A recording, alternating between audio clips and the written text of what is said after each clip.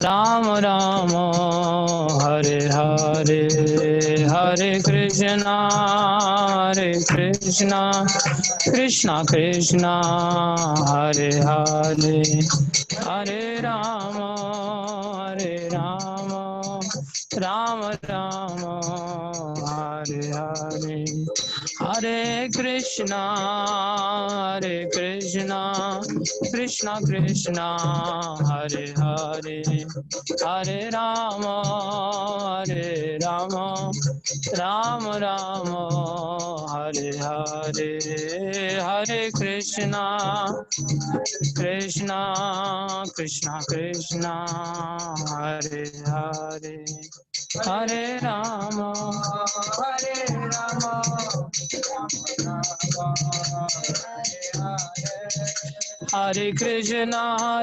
कृष्णा कृष्णा कृष्णा हरे हरे, हरे राम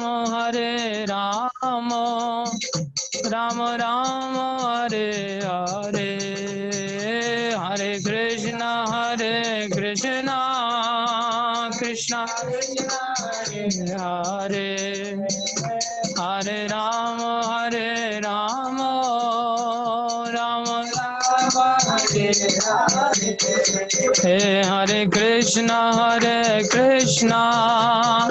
कृष्णा हरे हरे, हरे राम राम राम हरे हरे, हरे कृष्णा कृष्णा हरे हरे, हरे राम राम हरे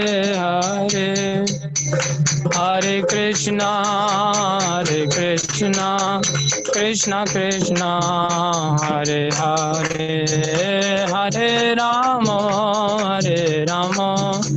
राम हरे हरे, हरे कृष्णा कृष्णा हरे हरे, हरे राम राम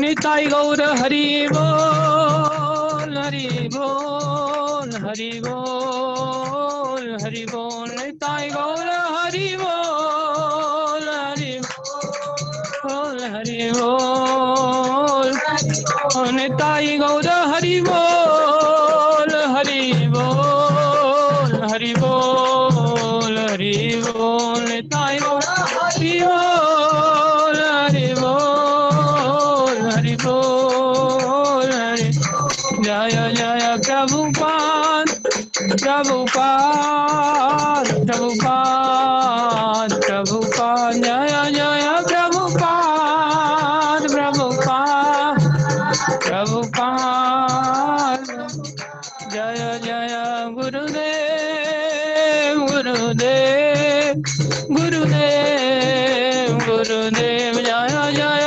गुरुदेव गुरुदेव गुरुदेव, जय राधे जय राधे जय राधे, जय श्री राधे, जय राधे जय राधे, जय श्री राधे।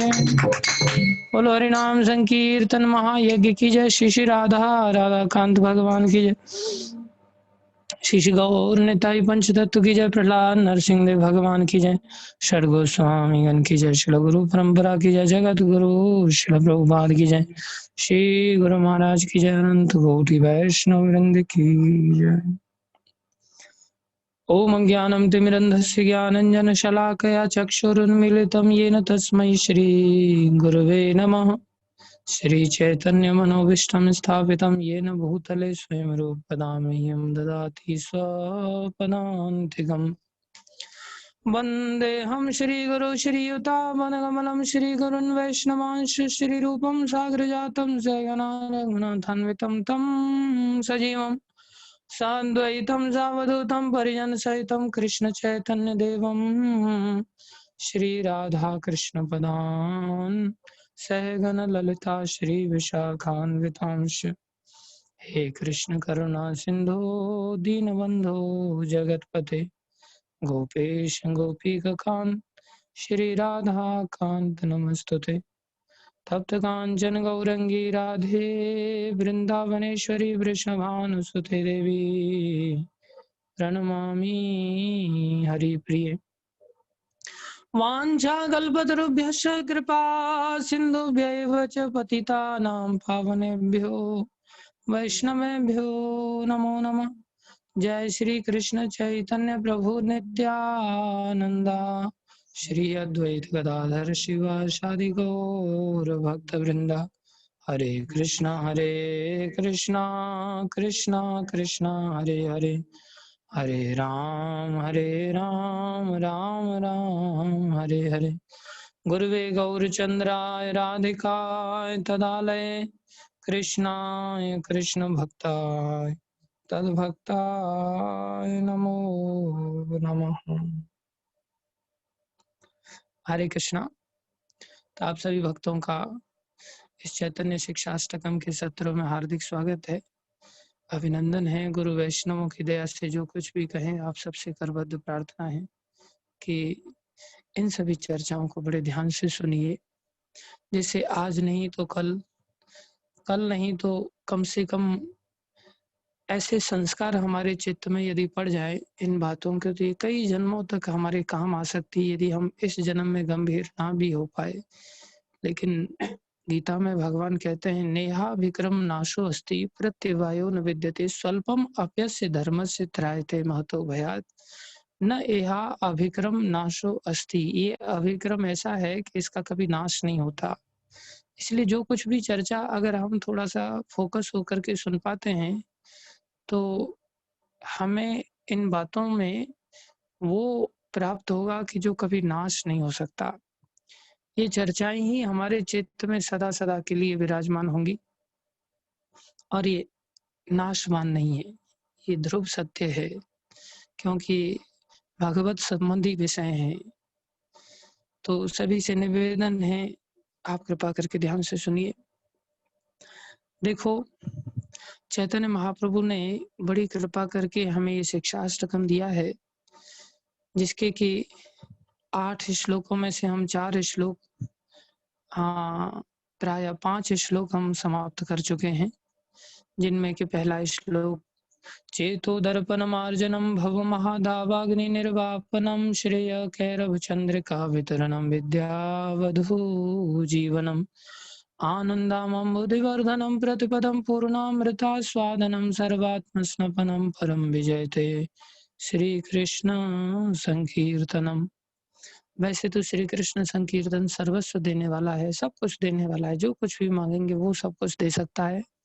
लेकिन चैतन्य महाप्रभु हमें वो चीजें इससे लेने के लिए कह रहे हैं जिसके लिए वास्तव में इस संसार में चैतन्य महाप्रभु द्वारा प्रकट किया गया है।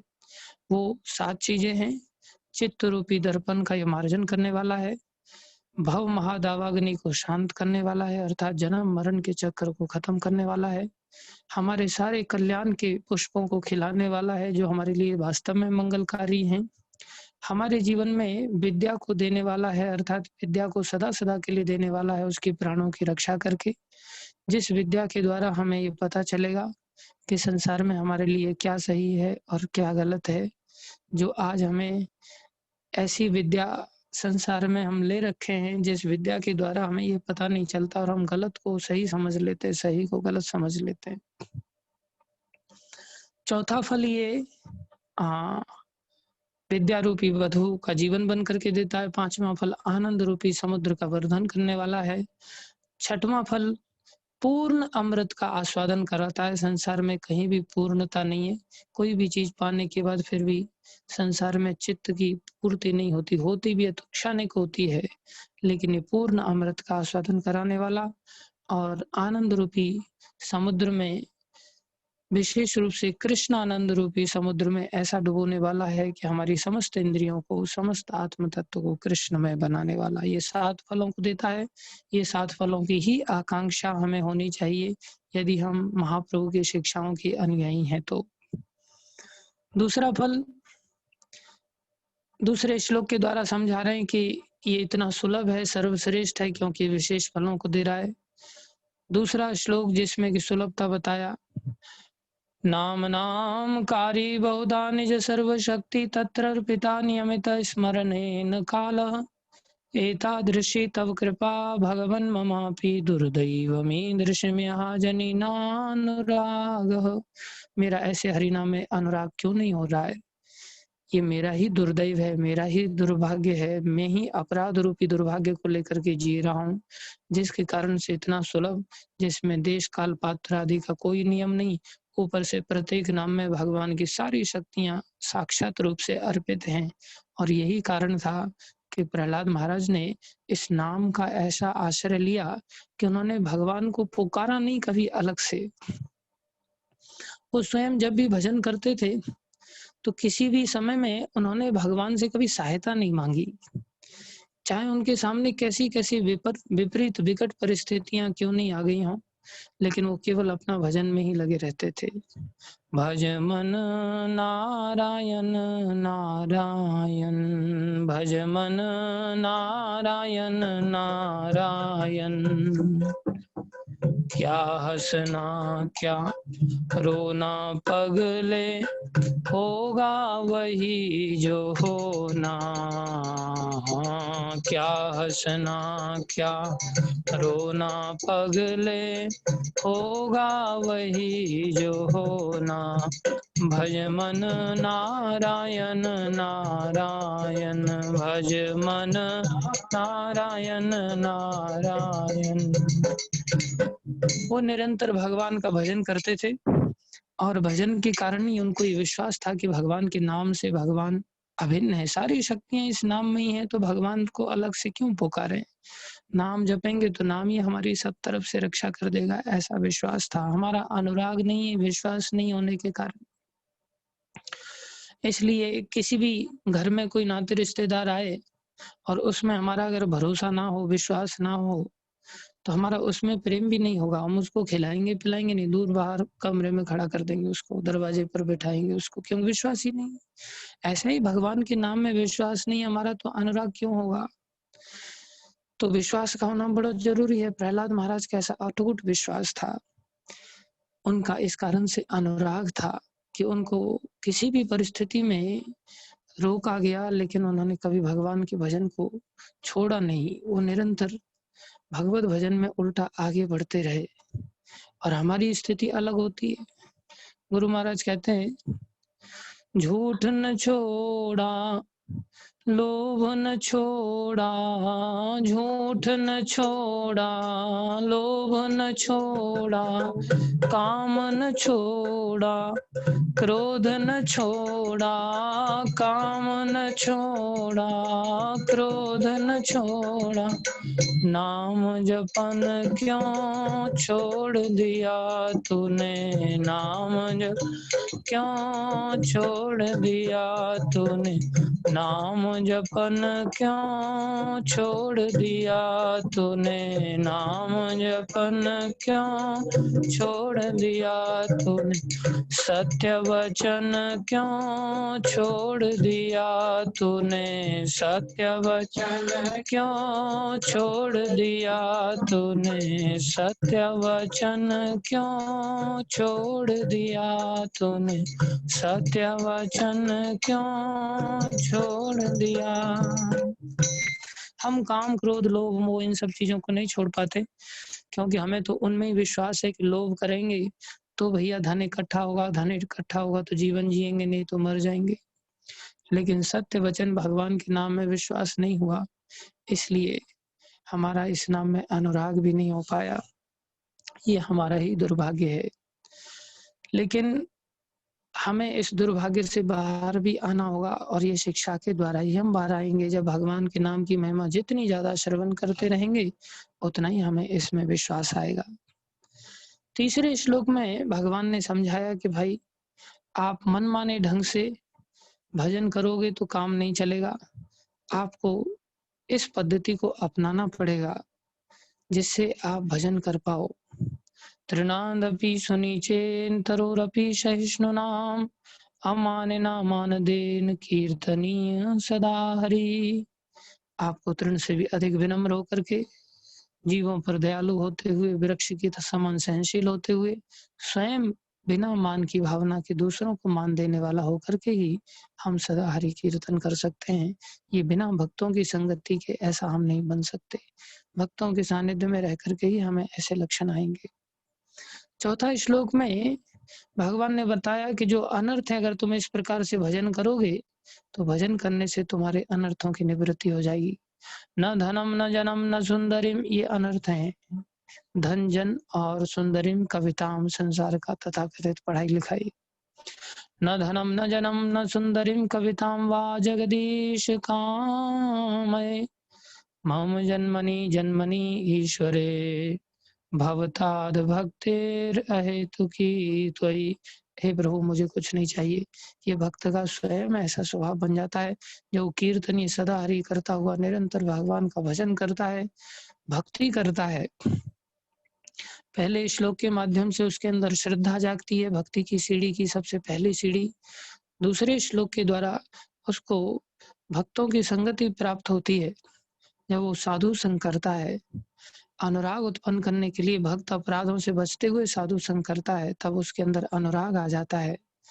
तो साधु संग करता है तो दूसरे श्लोक में, तीसरे श्लोक में भजन करने लगता है। भजन करते करते करते करते भजन क्रिया करते तीसरी सीढ़ी में से निकल करके चौथी सीढ़ी में प्रवेश करता है, जो अनर्थ निवृत्ति होती है, अर्थात उसके अनर्थों का नाश होता है। अनर्थ धन जन ये सभी अनर्थ हैं। न धनम न जनम न सुंदरिम कविताम वा जगदीश कामये, मम जन्मनि जन्मनीश्वरे भवताद भक्ति अहेतुकी त्वयि। उसके बाद उसमें भक्तिर अहेतुकी त्वयि, इसी श्लोक में उसको निष्ठा की भी प्राप्ति होती है।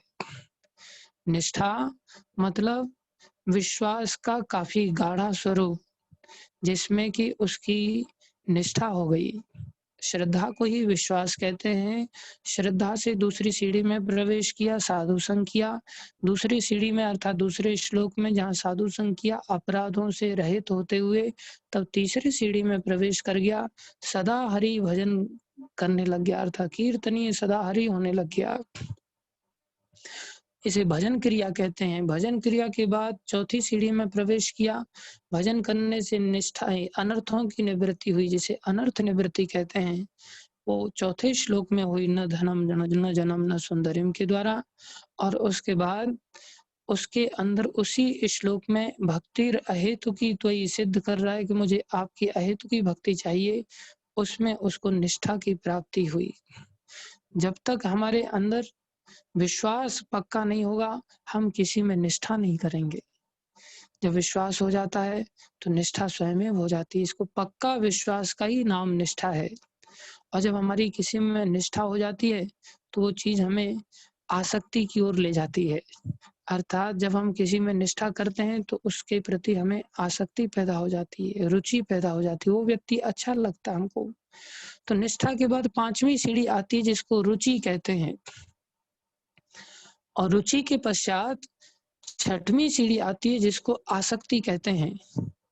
ये 6 सीढ़ियों तक हम इन अहेतुकी त्वयि भक्ति तक प्रवेश कर जाते हैं,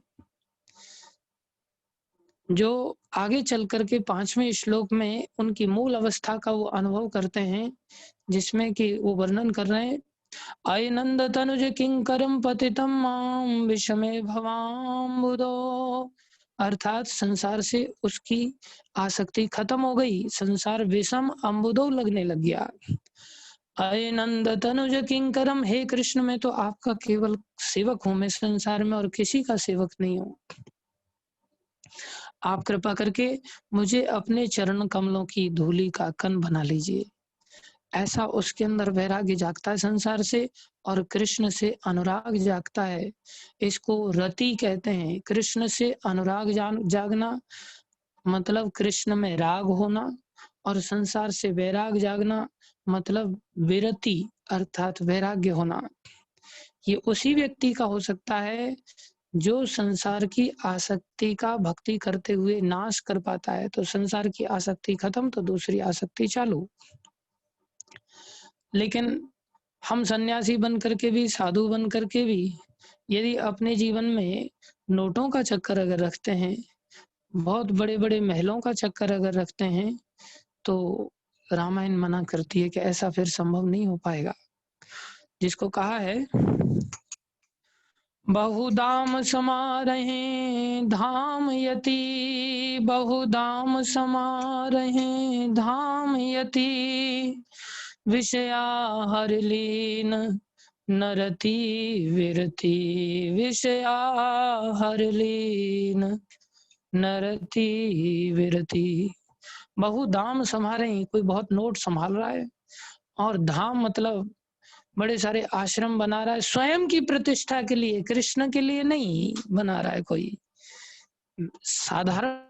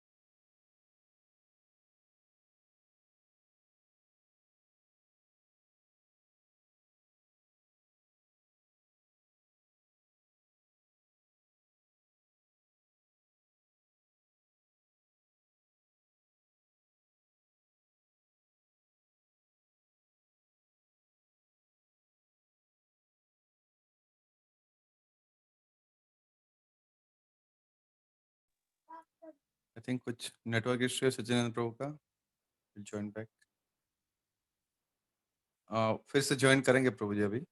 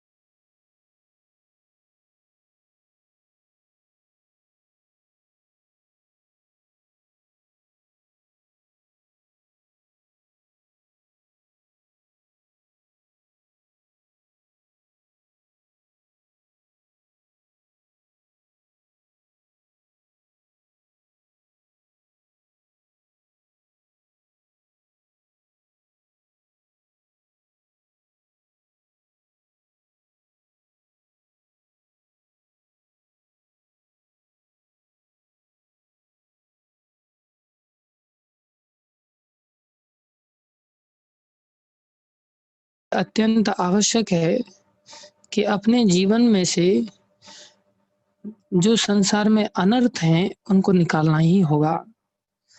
अर्थात संसार के गीता में भगवान ने कहा जो भोग और ऐश्वर्य हैं ये अनर्थ हैं। भोग ऐश्वर्य प्रसक्ता नाम तया अपहर्त चेतसाम, व्यवसायत्मिका बुद्धि समाधौ न विधीयते।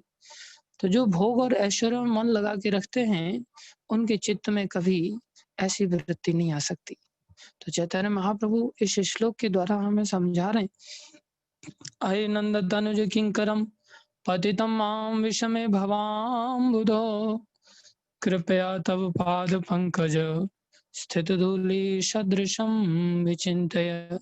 यहाँ तक पहुँचते का अर्थ है हमारे जीवन में भक्ति की श्रद्धा से स्टार्ट होने वाली जो सीढ़ियां हैं, श्रद्धा आई, श्रद्धा के साथ साधु संग हुआ, साधु संग के बाद भजन क्रिया आई, भजन क्रिया के साथ अनर्थ निवृत्ति हुई, अनर्थ निवृत्ति के बाद हमारे अंदर निष्ठा आई, निष्ठा के बाद रुचि आई, रुचि के बाद आसक्ति आई। जहां भी रुचि होती है हमारी स्वयं उसमें आसक्ति हो ही जाती है। कोई चीज हमें अच्छी नहीं लगती तो उसमें आसक्ति कहाँ से होगी। इसलिए भक्त का इन 5 श्लोकों तक स्तर इतना ऊंचा बढ़ जाता है को संसार में कृष्ण की आसक्ति के अतिरिक्त संसार की और चीज के विषय में वो सोचता ही नहीं। अभिलाषा ही नहीं जागृत होती, जिसको रूप गोस्वामी ने बताया अन्य अभिलाषिता शून्यम, सारी अन्य अभिलाषाएं शून्य हो जाती हैं उसकी। लेकिन उससे पहले यदि हमारी ऐसी स्थिति है, अर्थात हमारे अंदर अगर आसक्ति नहीं है, तो उससे पहले हमारे अंदर भक्ति करते हुए भी अन्य अभिलाषाएं रहेंगी। इसलिए प्रॉपर शिक्षा के साथ सावधान होकर के भक्तों के सानिध्य में रहते हुए जब हम आगे बढ़ते हैं, तब हमारे अंदर ये एक ऐसी स्थिति आती है जिसमें चैतन्य महाप्रभु ने जो बताया, अय नंद तनुज किंकरम, मैं आपका सेवक हूँ, लेकिन इस विषम सागर में पतितम विषमे भव अम्बुदो, इस विषम भव समुद्र में मैं गिर पड़ा हूँ। कृपया तब पाद पंकज, आप कृपा करो मेरे ऊपर, आप अपने चरण कमलों की धूलि का कण बना लीजिए। उससे पहले जो कृष्ण नाम लेगा बिना समझ के, तो वो कई बार इन अनर्थों के चक्कर में पड़ जाएगा और इन अनर्थों के कारण वो भगवत संबंध से, भगवान नाम से दूर हो जाएगा।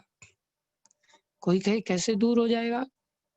एक उदाहरण से हम समझें, एक घटना से समझें। एक घटना घटी, जैसे कि तुलसीदास जी ने भी कहा है, ये भगवान का नाम कैसा है? बोले नाम राम को कल्पतरु, कली कल्याण निवास।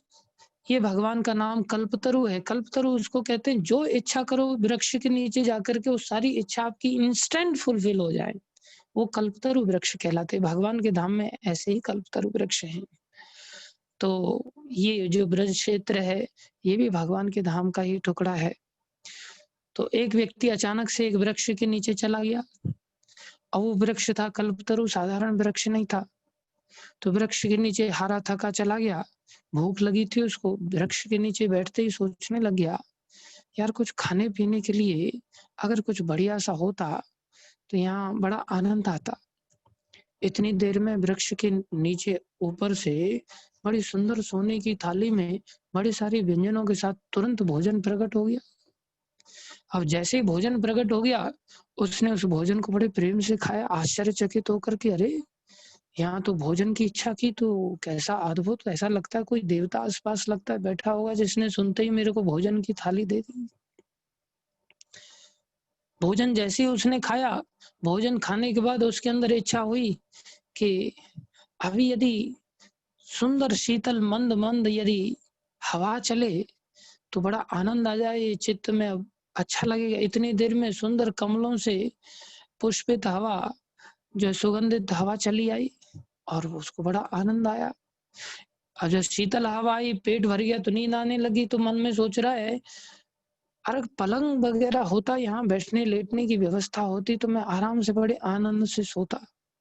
इतनी देर में बड़ा सुंदर सोने से जड़ित पलंग आ गया, जिस पर बढ़िया तकिया गद्दा वगैरह हर चीज की व्यवस्था हो गई। वो सो गया उसमें। अब लेटा, लेटे लेटे ऊपर देख रहा है, यार यहाँ तो हर इच्छा पूरी हो रही है।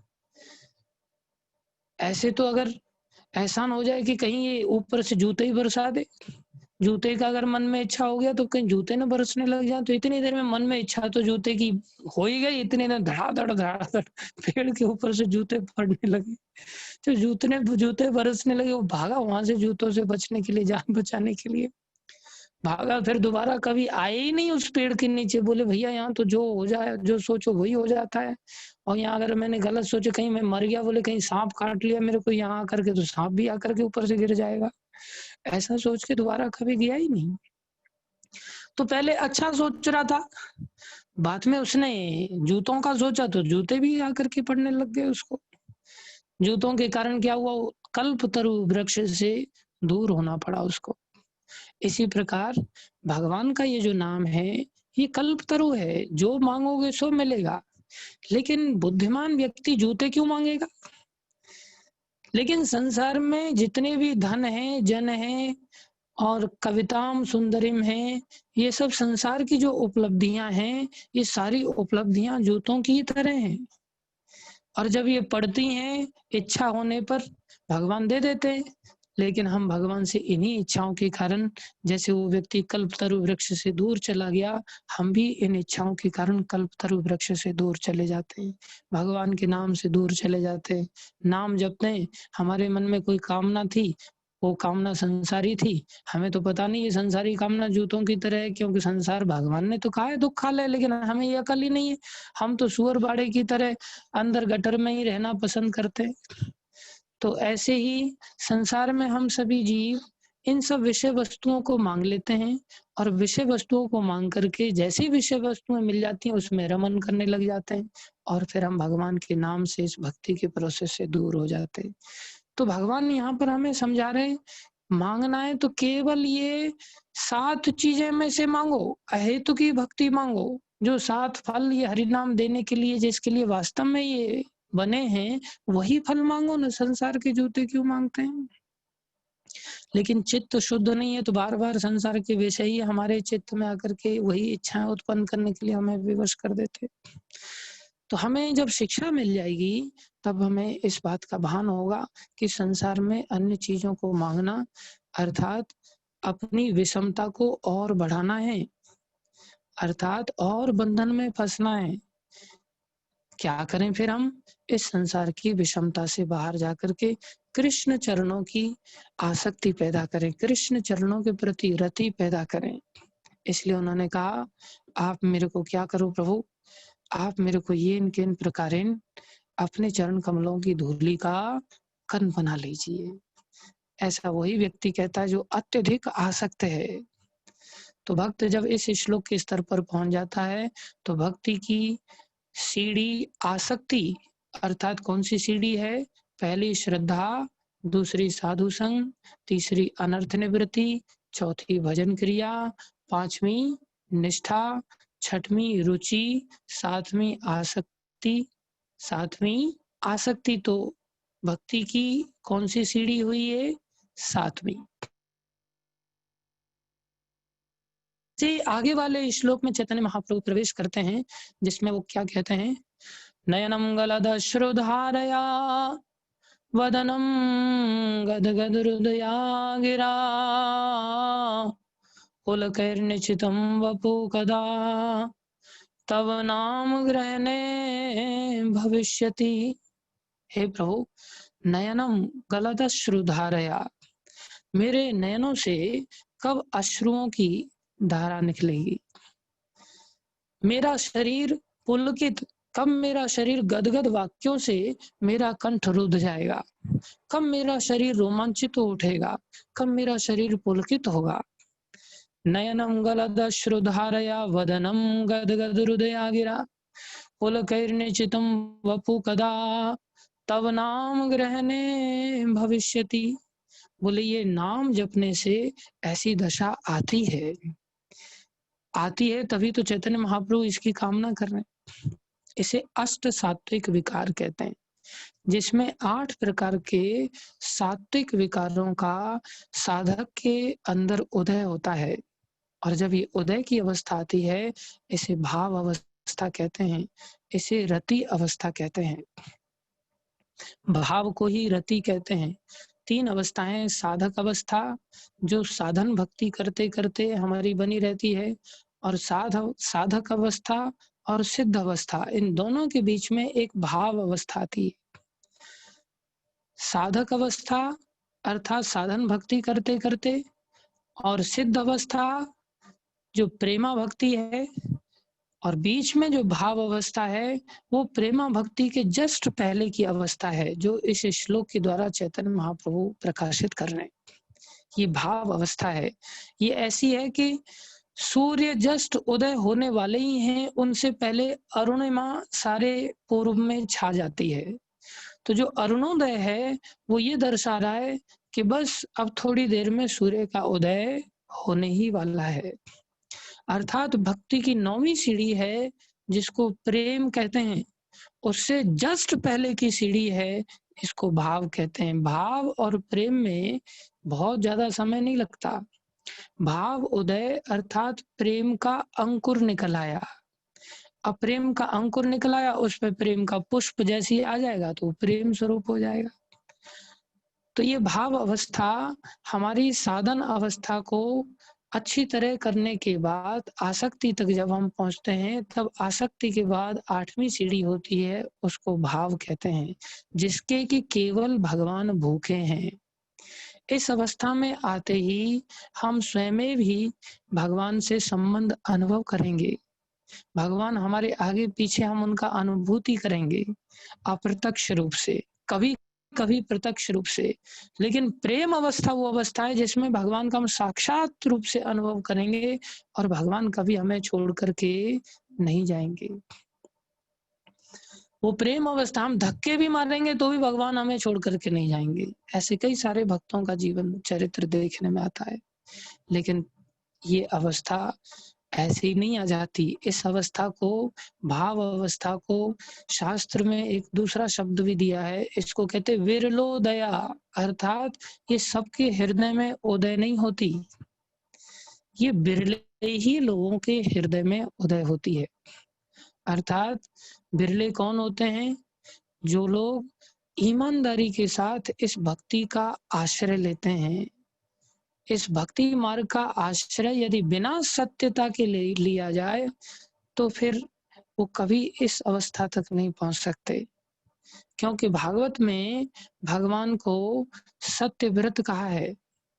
भगवान के लिए कई बार सत्य शब्द का उच्चारण ब्रह्मा जी गर्भ स्तुति में करते हैं, जिसमें एक बड़ा सुंदर श्लोक है, सत्यव्रतम सत्य परम त्रिसत्यम सत्यस्थ योनिम निहितम च सत्ये सत्यस्य सत्यमृतम सत्य नेत्रम सत्यात्मकम त्वाम शरणम प्रपन्नः। हे प्रभु, इसमें 9 बार सत्य शब्द का उपयोग आया है। और हम जो भक्ति करते हैं, हम भक्ति सत्यता के साथ नहीं करते। हम भक्ति क्या करते हैं? भक्ति तो करते हैं, साधन भक्ति तो करते हैं, लेकिन साधन भक्ति करते हुए प्रत्येक साधक ज्यादातर अवस्था में अपने दोषों को छुपाने का प्रयास करते हैं। जो सच्चे साधक होते हैं वो दोषों के साथ संघर्ष करते हैं, दोषों को छुपाते नहीं है। उनको पता है मेरे अंदर ये दोष है, उस दोष से वो लड़ते हैं। लेकिन हम तो दोषों को छुपा करके, भक्ति को करके एक्सटर्नली इन दोषों की इच्छा की पूर्ति करते हैं। हम भक्ति को सामने रख करके, भक्ति को माध्यम बना करके अपनी कामनाओं की, अपने धन की, लोभ की, अपनी प्रतिष्ठा की पूर्ति करते हैं। और जब ऐसा कोई करता है तो वो सत्य नहीं माना जाता, फिर उसका मार्ग सत्य नहीं है। और ज्यादातर केस में हम इसमें ऐसे ही कहीं ना कहीं फंस जाते हैं। यहाँ तक कि गुरु से भी छुपा लेते हैं कि मेरे अंदर काम है, मेरे अंदर लोभ है, मेरे अंदर क्रोध है, जबकि कृपा याचना करनी चाहिए। जैसे कि भक्ति विनोद ठाकुर समझा रहे हैं अपने भजन के माध्यम से, जो उनके अंदर नहीं है फिर भी वो कितना प्रकट कर रहे हैं, कितना अपने जीवन को दिखा रहे हैं कि मैं कितना संघर्ष कर रहा हूँ। इस श्लोक से विशेष रूप से ये महाप्रभु का जो श्लोक है, ये हमारे जीवन में आया तो नहीं है, महाप्रभु स्वयं अनुभव कर रहे हैं, प्रभु कब मेरे जीवन में ऐसे विकार उत्पन्न होंगे, कब मेरे अंदर ऐसे लक्षण आएंगे, हम तो कभी सोचते भी नहीं। लेकिन हमें इस श्लोक के माध्यम से ये ज्यादा सीखना है कि ये आएगा कैसे। ये सबसे बड़े महत्व की बात है। तो आएगा कैसे? सबसे पहली बात, ये भाव उदय कैसे होगा? इन भक्ति की सीढ़ियों को क्रमशः आगे बढ़ने पर, आसक्ति तक पहुंचने के बाद ये भाव का उदय होगा, जिसके कि भगवान भूखे हैं। और जब ये भावना आ जाएगी तब भगवान हमारी प्रत्येक सेवा को ग्रहण करने के लिए अवश्य आएंगे। जैसे कि भगवान के बारे में एक सुंदर शब्द गुरु महाराज वर्णन करते हैं, भाव का भूखा हूं मैं और भाव ही बस एक सा, भाव का भूखा हूँ मैं और भाव ही बस एक सा, भाव से जो मुझे भजे तो भव से बेड़ा पार, भाव से जो मुझे भजे तो भव से बेड़ा पार, भाव का भूखा हूँ मैं और भाव ही बस एक सा, भाव का भूखा हूँ मैं और भाव ही बस एक साथ। भाव बिन सर्वस्व भी दे मैं कभी लेता नहीं। भाव बिन सर्वस्व भी दे मैं कभी लेता नहीं। भाव से एक फूल भी दे, भाव से एक फूल भी दे वो मुझे स्वीकार, वो मुझे स्वीकार। भाव का भूखा हूँ मैं और भाव ही बस एक साथ। भाव का भूखा हूँ मैं और भाव ही बस एक साथ। बिना आसक्ति के भाव नहीं आएगा। जैसे मान लो किसी की स्त्री में आसक्ति है तो मार्केट में कोई मिठाई देखता है तो उसके अंदर भाव जागृत हो जाता है, अरे इस मिठाई को मैं अपनी स्त्री के लिए लेकर के जाता हूँ। साड़ी देखता है तो साड़ी लेकर के पहुंच जाता है सेवा करने के लिए। बच्चों में आसक्ति होती है तो बच्चों के लिए 50 चीजें वो देखता है मार्केट में, वहां से उठा उठा कर खिलाता है। तो जहाँ आसक्ति है वहां भाव अपने आप आएगा। आसक्ति कहाँ होगी? जहाँ हमारी रुचि है वहीं आसक्ति होगी। जहाँ रुचि नहीं है, हमें कोई व्यक्ति अच्छा ही नहीं लगता, अच्छा ही नहीं लगता तो उसमें रुचि कहाँ से आएगी? रुचि कब तक नहीं आएगी? जब तक हमारा उसमें भरोसा ही नहीं, विश्वास ही नहीं। पति पत्नी में बहुत आसक्ति होती है, जिस दिन विश्वास टूट जाता है उसी दिन रुचि खत्म हो जाती है, उसी दिन आसक्ति खत्म हो जाती है। वो उसका बात तक सुनना पसंद नहीं करता, उससे देखना तक पसंद नहीं करता। रुचि खत्म हो गई, आसक्ति भी खत्म हो गई। रुचि क्यों खत्म हुई? विश्वास टूटा, निष्ठा टूटी, निष्ठा टूटी तो रुचि खत्म हो गई। इसलिए बड़ी प्रैक्टिकल ये विज्ञान है भक्ति का। कोई ऐसा नहीं कि अंधेरे में तीर मारा जा रहा हो। जैसा संसार में घटनाएं घटित होती हैं वैसी ही घटना भगवान को लेकर के भी घटित होती है। इसलिए जब आपके अंदर निष्ठा आएगी, निष्ठा आएगी तो रुचि अवश्य आएगी, रुचि आएगी तो आसक्ति अवश्य आएगी। जैसे ही आसक्ति आ जाएगी आपके अंदर भाव लाना नहीं पड़ेगा, भाव स्वयं आपके हृदय में अपने आप ही प्रकट हो जाएगा। और ये भाव को प्रकट होने के लिए, कराने के लिए ऐसा नहीं कि भगवान हमें ये भाव देना नहीं चाहते, ये भगवान के पास ही भाव है। भगवान जैसे संसार में कोई व्यक्ति काम कातिर होता है, काम कातर मतलब कामना अर्थात काम वासना विशेष रूप से किसी पुरुष के अंदर स्त्री के प्रति भोगने की इच्छा, स्त्री के पुरुष को भोगने की इच्छा जब अत्यधिक काम से वो कातर हो जाता है तब फिर वो कुछ भी करने के लिए उसके लिए तैयार हो जाता है। वो अर्थात ऐसे ही भगवान अनुग्रह कातर हैं। अनुग्रह कातर मतलब भगवान अनुग्रह करने के लिए हर समय बहाना ढूंढते हैं कि कैसे भी मैं इसके ऊपर कैसे अनुग्रह करूं। तो भगवान की ओर से इसमें देर नहीं है, देर है हम भगवान के स्वयं बनना तो चाहें। इसलिए ये भाव की उत्पत्ति अर्थात बिना भक्ति के नहीं होगी, बिना सच्ची भक्ति के नहीं होगी, बिना ईमानदारी वाली भक्ति के नहीं होगी। जिसमें हम विषयों से लड़ते हुए इस भक्ति में आगे बढ़ेंगे तो हमें जरूर प्राप्त होगी। लेकिन इसकी दुकानें दो हैं। ऐसा भाव एक तो भगवान से सीधा मिल जाता है, भगवान किस व्यक्ति को ऐसा भाव पैदा कर दे ये कोई नहीं जानता, ये भगवान की इच्छा पर निर्भर करता है। किसी के अंदर भी भगवान ऐसा भाव प्रकट करा सकते हैं। दूसरा, प्रकट काल में जैसे चैतन्य महाप्रभु ने झारखंड के जंगलों में पशुओं को दृष्टि मात्र से ऐसा भाव पैदा करा दिया कि वो पागलों की तरह अश्रुपात करने लग गए, कीर्तन करने लगे, पुलकित होने लगे, उनके सारे शरीर मदान होकर के सब नृत्य करने लग गए। चैतन्य महाप्रभु ने अपने प्रकट काल में ये सब जीवों के अंदर भाव पैदा करके दिखाया। लेकिन जब प्रकट काल नहीं होता उस समय में कैसे भाव मिलेगा, कहाँ से मिलेगा? बोले उस समय में आचार्यों का अवतार होता है। जब भगवत अवतार नहीं होता तब आचार्यों का अवतार होता है और आचार्य आकर के हमें वो भाव उदय कराते हैं अपना दिव्य सानिध्य दे करके। कोई कहे भाई ऐसे शुद्ध भक्तों का यदि सानिध्य ना मिले, ऐसी स्थिति में ये भाव अवस्था तक कैसे हम पहुंचेंगे? उसके लिए भी एक उपचार है, शास्त्रीय उपचार देता है।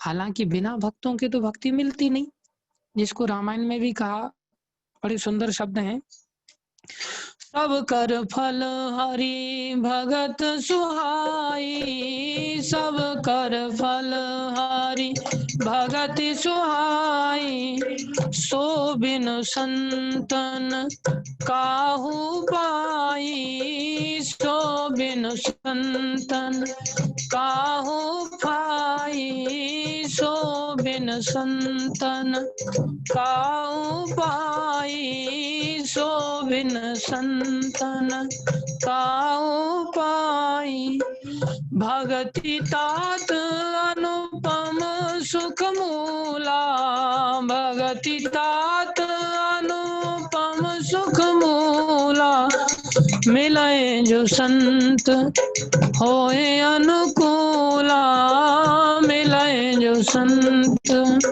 होए अनुकूला, मिले जो संत होए अनुकूला, मिले जो संत होए अनुकूला। एक तो भगवान ने बताया तुम मेरी शरण में आ जाओ, सर्वधर्मान परित्यज, मैं तुम्हें शरण दे दूंगा, सारे पापों से मुक्त कर दूंगा, तुम अनर्थों से मुक्त हो जाओगे, भाव तुम्हारे अंदर उदय हो जाएगा। दूसरा, तत्विधि प्रणिपातेन परिप्रश्नेन सेवया उपदक्षन्ति ते ज्ञानम ज्ञानेन तत्वदर्शन, तुम भक्तों के पास जाओ, भक्त लोग आचार्य उपासनम शौचम, आचार्यों की उपासना करो। दूसरी दुकान भक्तों से मिलती है। तीसरा अगर कोई रास्ता है तो वो क्या है, बोले अगर किसी को शुद्ध भक्त भी ना मिले और भगवान से भी अवतार काल नहीं है इसलिए भगवान से उसको प्राप्त नहीं हो रही है ऐसी कृपा, तो क्या करें, बोले उत्कृष्ट साधन। एकमात्र रास्ता ये भी है कि हम उत्कृष्ट साधन का आश्रय लें, उन भक्तों का आश्रय लें जो हो सकता है शुद्ध भक्त नहीं है लेकिन भजन करने में बहुत अच्छी तरह से निपुण है, जो साधन बहुत अच्छा करते हैं, मेहनत के साथ नियम से 4 नियमों का पालन करते हुए, 16 माला जप पारी करते हुए, अध्ययन करते हुए, भागवत आदि का, गीता भागवत का नित्यम भागवत सेवया येन केन प्रकारेण भक्ति कार्यों में संलग्न रहते हैं, भक्ति का ही जिनके दिमाग में हर समय चीजें घूमती रहती हैं, ऐसे लोगों का भी अगर कोई कृपा पात्र बन जाता है, ऐसे उत्कृष्ट साधक के अधीन रह करके भी, किसी ऐसे उत्कृष्ट साधक की भी यदि हमें कृपा मिल जाती है तो बहुत शीघ्र ही हम ऐसे कृपा पात्र बन जाते हैं। इसका भागवत में एक बड़ा सुंदर उदाहरण भरत महाराज का आता है।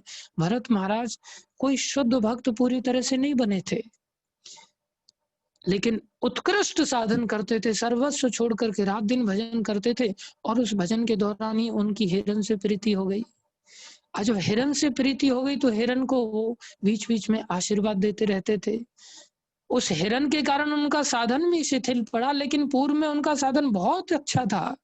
हिरण में आसक्ति के कारण उनको मरने पर हिरण भी बनना पड़ा, लेकिन उस हिरण का जरूर फायदा हुआ, क्योंकि उस हिरण ने इनकी आत्मीयता को प्राप्त करा लिया था। अगर हम किसी भक्त के, किसी ऐसे श्रेष्ठ साधक के आत्मीयता को ले लेते हैं, अर्थात उससे ऐसा प्रेम प्राप्त कर लेते हैं कि कोई ऐसा अच्छा भक्त हमें अपना मान लेता है, चाहे वो भगवान का शुद्ध भक्त क्यों ना हो, चाहे वो ऐसा भाव पूरित भक्त क्यों ना हो, लेकिन भाव पूरित नहीं भी है यदि वो भक्त, तो भी हम ऐसे उत्कृष्ट साधक का सानिध्य पा करके हम स्वयं उत्कृष्ट साधक बन जाते हैं, और साधक बन करके हम भी ऐसे सच्चे साधन का लाभ उठा करके उनका आशीर्वाद प्राप्त कर लेते हैं, उनकी आत्मीयता प्राप्त कर लेते हैं। जैसे हिरण ने आत्मीयता प्राप्त कर ली, अगले जन्म में क्या हुआ, उनके आशीर्वाद से वो राजा रहुगन बना। तो जो हिरण था जिसके प्रति महाराज भरत आसक्त थे, वो राजा रहुगन बन गया। तो ये भाव उत्पत्ति का एक बहुत उत्तम एक उपाय है। हमें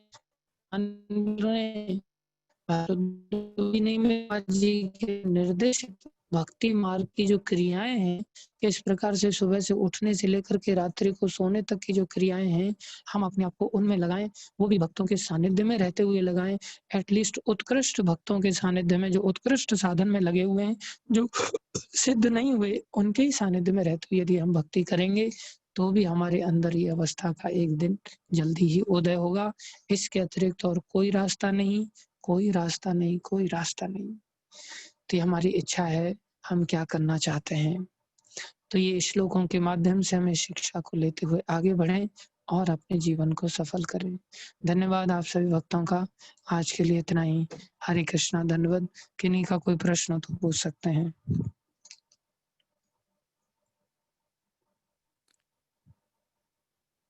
हरे कृष्णा। किसी का कोई प्रश्न है तो हाथ खड़ा कर सकते हैं ऐप के थ्रू।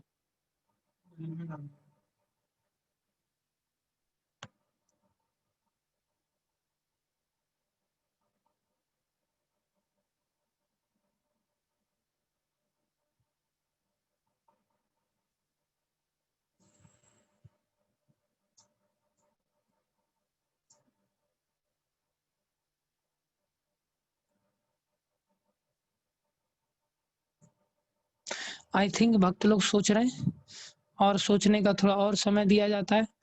कल तक सोच करके नोट करके कोई प्रश्न है तो पूछ सकते हैं, फिर कल ही उत्तर देंगे।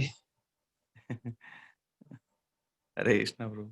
हरे thank you very Krishna, much. धन्यवाद धन्यवाद सभी भक्तों को बहुत बहुत हरे धन्यवाद। कृष्णा प्रभु जी, हरे कृष्ण, धन्यवाद। हरि बोल हरि बोल हरि बोल। हरे दंडवत प्रणाम प्रभु जी। हरे कृष्णा। हरे कृष्णा प्रभु जी, दंडवत प्रणाम।